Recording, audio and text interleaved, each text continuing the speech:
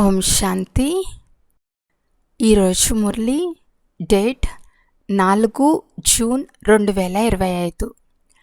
బాబా చెప్తున్నారు, మధురమైన పిల్లలు, మీరిప్పుడు శ్రీమతానుసారం అతి సైలెన్స్లోకి వెళ్తారు. మీకు తండ్రి ద్వారా శాంతి వారసత్వం లభిస్తుంది. శాంతిలో అన్నీ వచ్చేస్తాయి. ప్రశ్న: నూతన ప్రపంచ స్థాపనకు ముఖ్యమైన ఆధారం ఏది? జవాబు: పవిత్రత. తండ్రి ఎప్పుడైతే బ్రహ్మతనువులో ప్రవేశించి నూతన ప్రపంచాన్ని స్థాపన చేస్తారో అప్పుడు మీరు పరస్పరంలో సోదరీ సోదరులుగా అవుతారు. స్త్రీ పురుషుల భావం తొలగిపోతుంది. ఈ అంతిమ జన్మలో పవిత్రంగా అయితే పవిత్ర ప్రపంచానికి యజమానులుగా అవుతారు. మేము పరస్పరంలో సోదరీ సోదరులుగా ఉంటామని, వికార దృష్టిని ఉంచుకోము అని పరస్పరం హెచ్చరించుకుంటూ ఉన్నతిని పొందుకుంటామని ప్రతిజ్ఞ చేస్తారు. ఓం శాంతి. మధురాతి మధురమైన ఆత్మీక పిల్లలు పాట విన్నారు. బుద్ధిలో స్వదర్శన చక్రం తిరిగింది. తండ్రి కూడా స్వదర్శన చక్రధారి అని పిలువబడతారు. ఎందుకంటే స్వదర్శన చక్రధారిగా అవ్వటం అనగా సృష్టి ఆది మధ్యాంతాలను తెలుసుకోవటం. ఈ విషయాలు తండ్రి తప్ప మరెవ్వరూ అర్థం చేయించలేరు.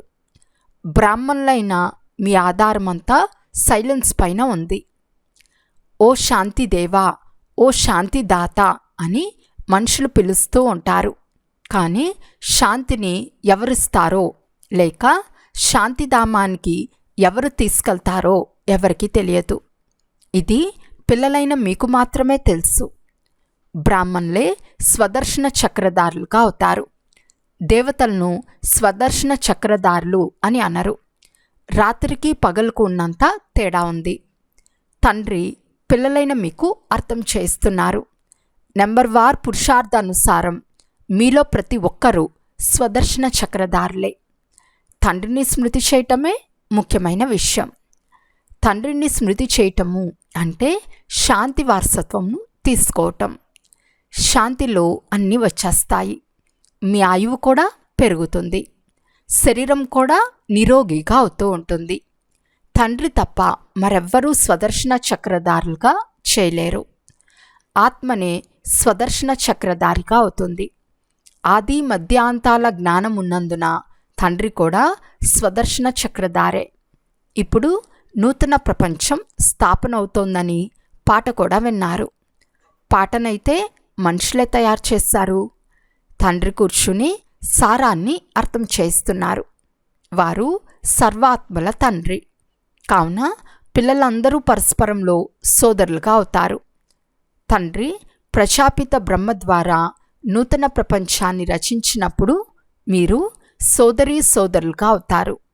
మేము బ్రహ్మకుమారి బ్రహ్మకుమారులమని బుద్ధిలో గుర్తుంటే స్త్రీ పురుషులమనే భావం తొలగిపోతుంది.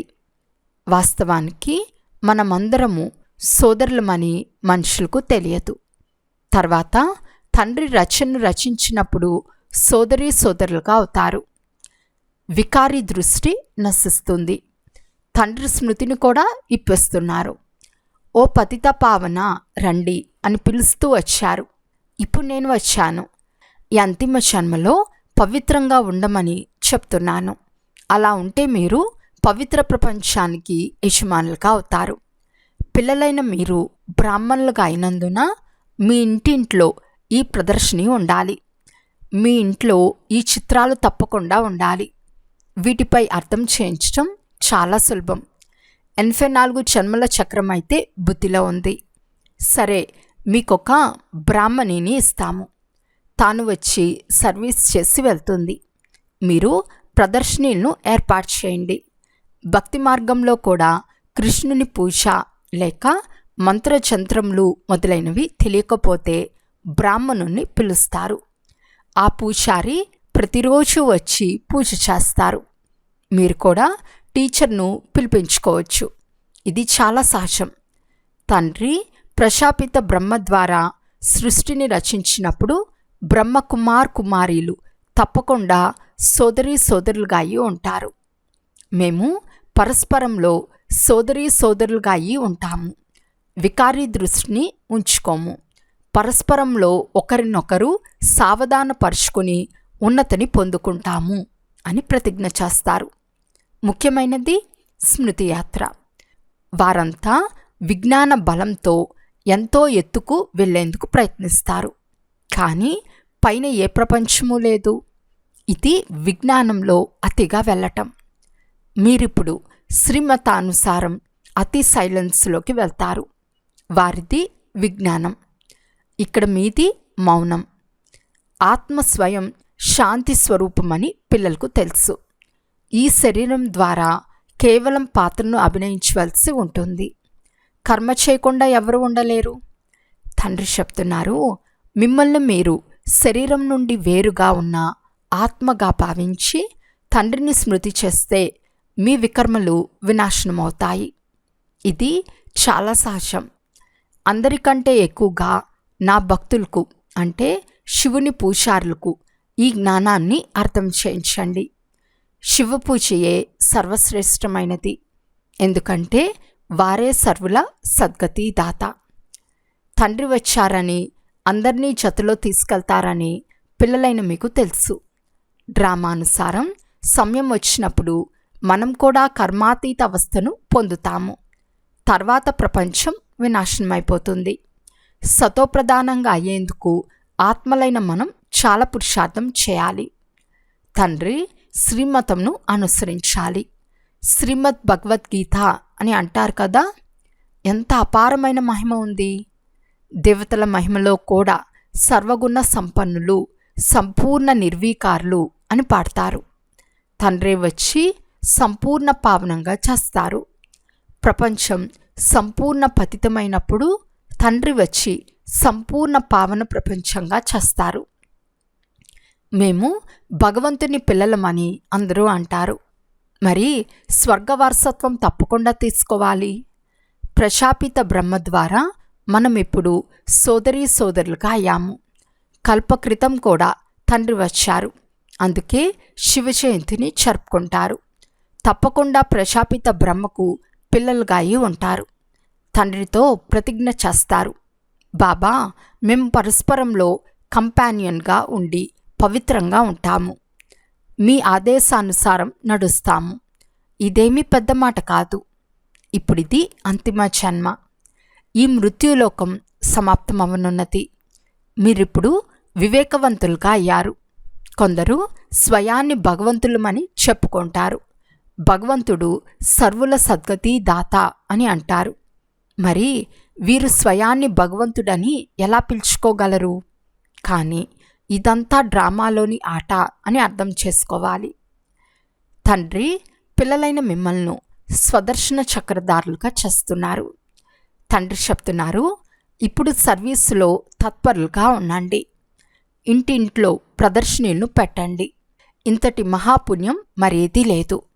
ఎవరికైనా తండ్రి మార్గాన్ని తెలియచేయటం వంటి దానమేదీ లేదు. తండ్రి చెప్తున్నారు, సదా నన్నొక్కరినే స్మృతి చేయండి. చేస్తే మీ పాపం నశిస్తుంది. దీని కొరకే తండ్రిని ఓ పతిత పావన, ముక్తిదాత, మార్గదర్శక రండి అని పిలుస్తారు. మీరు కూడా పాండవులని మహిమ చేయబడ్డారు. తండ్రి కూడా మార్గదర్శకుడే. ఆత్మలందరినీ తీసుకెళ్తారు. ప్రపంచంలోని వారు శారీరక మార్గదర్శకులు, వీరు ఆత్మిక మార్గదర్శకులు. అది స్థూల యాత్ర, ఇది ఆత్మిక యాత్ర. భక్తి మార్గంలోని స్థూల యాత్రలు సత్యుగంలో ఉండవు. అక్కడ మీరు పూజ్యులుగా అవుతారు. ఇప్పుడు తండ్రి మిమ్మల్ని చాలా వివేకవంతులుగా చేస్తారు. మరి తండ్రి మతానుసారం నడవాలి కదా. ఏదైనా సందేహం ఉంటే అడిగి తెలుసుకోండి. ఇప్పుడు తండ్రి చెప్తున్నారు, మధురాతి మధురమైన పిల్లలు దేహి అభిమానులుగా అవ్వండి. స్వయాన్ని ఆత్మగా భావించి తండ్రిని స్మృతి చేయండి. మీరు నా ప్రియమైన పిల్లలు కదా. అర్థకల్పం నుండి నా ప్రేయస్సులే. నా ఒక్కరికే అనేక పేర్లు పెట్టేశారు. ఎన్ని పేర్లు పెట్టారు? ఎన్ని మందిరాలు నిర్మించారు? నేను ఒక్కడినే. నా పేరు శివ. 5000 సంవత్సరాల క్రితం నేను భారతదేశంలోనే వచ్చాను. పిల్లలను దత్తత తీసుకున్నాను. ఇప్పుడు కూడా దత్తు తీసుకుంటున్నాను. బ్రహ్మ పిల్లలైనందున మీరు నాకు మనవళ్ళు మనవరాళ్ళుగా అయ్యారు. ఇక్కడ వారసత్వం లభించేది ఆత్మకే. ఇందులో సోదరి సోదరులనే ప్రశ్న తలెత్తదు. ఆత్మనే చదువుకుంటుంది, వారసత్వం తీసుకుంటుంది. అందరికీ హక్కు ఉంది.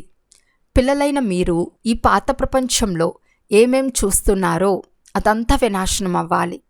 మహాభారత యుద్ధం కూడా సరిగ్గా ఉంది.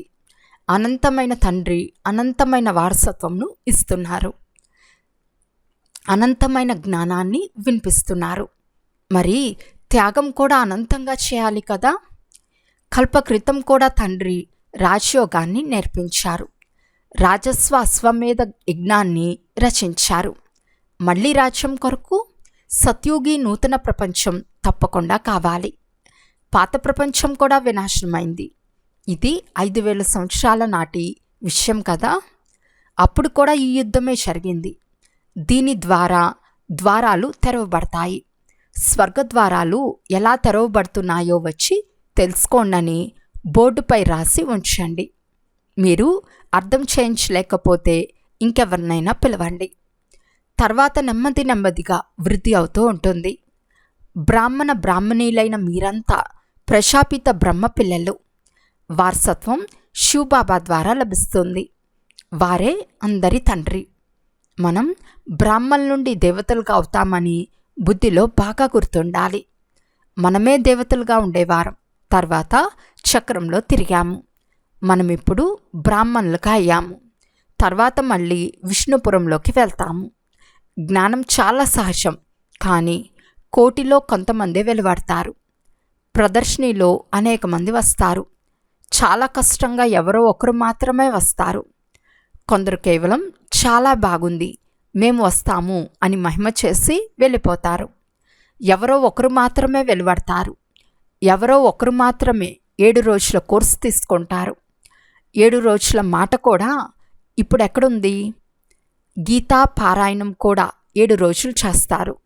మీరు కూడా 7 రోజుల బట్టీలో పక్వం అవ్వాలి.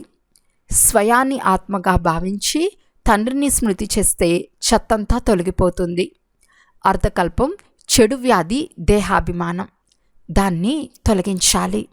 ఆత్మాభిమానులుగా అవ్వాలి. 7 రోజుల కోర్సేమీ పెద్దది కాదు. క్షణంలో ఎవరికైనా బాణం తగలవచ్చు. ఆలస్యంగా వచ్చిన వారు ముందుకు వెళ్ళగలరు. మేం రేస్ చేసి తండ్రి నుండి ఆస్తిని తీసుకుంటామని అంటారు. కొందరు పాతవారి కంటే వేగంగా వెళ్తారు. ఎందుకంటే మంచి మంచి పాయింట్లు తయారైన సరుకు దొరుకుతుంది. ప్రదర్శనలు మొదలైన వాటిలో అర్థం చేయించటం చాలా సహజం. మీరు అర్థం చేయించలేకుంటే సోదరిని పిలవండి. ప్రతిరోజు వచ్చి ప్రవచనం చేసి వెళ్ళమని చెప్పండి. 5000 సంవత్సరాల క్రితం శ్రీ లక్ష్మీనారాయణల రాజ్యం ఉండేది. అది 1250 సంవత్సరాలు నడిచింది. ఎంత చిన్న కదా. మనమే దేవతలుగా ఉండినాము. మళ్ళీ మనమే క్షత్రియులుగా, వైశ్యులుగా, శూద్రులుగా అయ్యాము. నేను ఆత్మ బ్రాహ్మణ్గా అయ్యాను. హంసో అర్థంను ఎంత యుక్తియుక్తంగా తెలియచేస్తారు. విరాట రూపం కూడా ఉంది, కానీ అందులో బ్రాహ్మణులను శివబాబాను ఎగరగొట్టేశారు. అర్థమేమీ తెలియదు. పిల్లలైన మీరిప్పుడు స్మృతి చేసే శ్రమ చేయాలి. ఇతర సంశయంలోకి రాకూడదు. వికర్మచీతులుగా అయి ఉన్నతమైన పదవిని పొందుకోవాలి అంటే ఇలా ఎందుకు అవుతుంది, వీరెందుకు ఇలా చేస్తారు అనే ఈ చింతలను సమాప్తం చేయండి. ఈ మాటలన్నీ వదిలి నేను తమో ప్రధానం నుండి సతోప్రధానంగా ఎలా అవ్వాలి అని మాత్రం ఆలోచించండి. ఎంతెంతగా తండ్రిని స్మృతి చేస్తారో అంతగా వికర్మచీతులుగా అయి ఉన్నతమైన పదవిని పొందుతారు. అంతేకాని వ్యర్థమైన మాటలు విని తమ తలను చెడుపుకోరాదు. అన్ని విషయాల్లో ఒక్క విషయం ముఖ్యమైనది, వారిని మర్చిపోకండి. ఎవరితోనూ సమయాన్ని వ్యర్థపరచకండి. మీ సమయం అత్యంత విలువైనది. తుఫాన్లకు భయపడరాదు. కష్టాలు చాలా వస్తాయి, నష్టం సంభవిస్తుంది, కానీ తండ్రి స్మృతిని ఎప్పుడు మర్చిపోరాదు. స్మృతి ద్వారానే పావనంగా అవ్వాలి. పురుషార్థం చేసి ఉన్నతమైన పదవిని పొందాలి. ఈ ముసలి బాబా ఇంత ఉన్నతమైన పదవిని పొందుకుంటున్నప్పుడు మేమెందుకు పొందరాదు? ఇది కూడా చదివే కదా. ఇందులో మీరు పుస్తకాలు మొదలైనవి తీసుకునే అవసరం లేదు. బుద్ధిలో పూర్తి కథ అంతా ఉంది. ఎంత చిన్న కథ! క్షణపు మాట, క్షణంలో జీవన్ముక్తి లభిస్తుంది. తండ్రిని స్మృతి చేయటమే ముఖ్యమైనది. ఏ తండ్రి అయితే విశ్వాధిపతులుగా చేస్తారో ఆ తండ్రినే మర్చిపోతారు. అందరూ రాజులుగా అవ్వరు కదా అని అంటారు. అరే, మీరు అందరి గురించి చింత ఎందుకు చేస్తారు? పాఠశాలలో చదువుకునే వారంతా స్కాలర్షిప్ తీసుకుంటారా అని ఎవరైనా ఆలోచిస్తారా? వెంటనే చదవటం మొదలు పెడతారు కదా. ప్రతి ఒక్కరి పురుషార్థం ద్వారా వారు ఎలాంటి పదవిని పొందుతారో అర్థమైపోతుంది. అచ్చా, మధురాతి మధురమైన అపురూపమైన పిల్లలకు మాతాపిత బాప్దాదాల ప్రియ స్మృతులు మరియు గుడ్ మార్నింగ్. ఆత్మీక పిల్లలకు ఆత్మీక తండ్రి నమస్తే. ఆత్మిక తండ్రికి ఆత్మీక పిల్లల యొక్క ప్రియ స్మృతులు మరియు నమస్తే నమస్తే నమస్తే.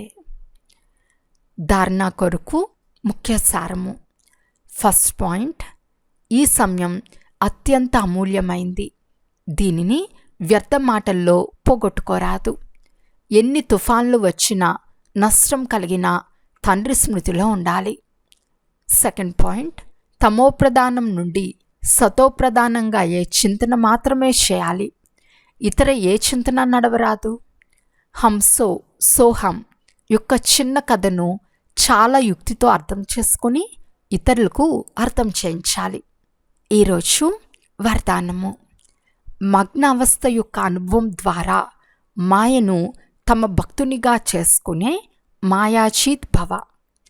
మగ్నవస్థను అనుభవం చేసేందుకు మీ అనేక టైటిల్స్ను లేక స్వరూపాలను, అనేక గుణాల అలంకారంను, అనేక ప్రకారాల ఖుషీని కలిగించే, ఆత్మిక నశాను కలిగించే రచయిత మరియు రచనల విస్తారం యొక్క పాయింట్లు, ప్రాప్తుల పాయింట్లు మీకు ఇష్టమైనవి స్మృతిలో ఉంచుకోండి. వాటిని మనం చేస్తే మగ్నవస్థ సహజంగా అనుభవం అవుతుంది. తర్వాత ఎప్పుడు పరవశులుగా అవ్వరు. మాయ సదా కొరకు నమస్కారం చేస్తుంది. మాయ సంగం యుగంలో మొదటి భక్తురాలిగా అవుతుంది. మీరు మాయాచీతులుగా మాస్టర్ భగవాన్గా అయినప్పుడు మాయ భక్తురాలిగా అవుతుంది. స్లోగన్: మీ ఉచ్చారణ మరియు ఆచరణ బ్రహ్మాబాబా సమానంగా అయినప్పుడు సత్యమైన బ్రాహ్మణులు అని అంటారు. అవ్యక్త సూచన: ఆత్మీక స్థితిలో ఉండే అభ్యాసం చేయండి. అంతర్ముఖులుగా అవ్వండి. నిరంతరం స్మృతిలో ఉండేందుకు సహజ సాధనం ప్రవృత్తిలో ఉంటూ పరవృత్తిలో ఉండటం. పరవృత్తి అనగా ఆత్మీక రూపం. ఇలా ఆత్మీక రూపంలో ఉండేవారు సదా అతీతంగా మరియు తండ్రికి ప్రియంగా ఉంటారు. ఏ పని చేసినా పని చేయలేదు కానీ ఆట ఆడుకున్నాను అని అనుభవం అవుతుంది. ఈ ఆత్మీక నయనాలు, ఈ ఆత్మీక మూర్తి ఎటువంటి దివ్య దర్పణంగా అవుతాయి అంటే, ఆ దర్పణంలో ప్రతి ఆత్మ శ్రమ లేకుండా ఆత్మీక స్వరూపాన్నే చూస్తుంది. అచ్చా, ఓం శాంతి.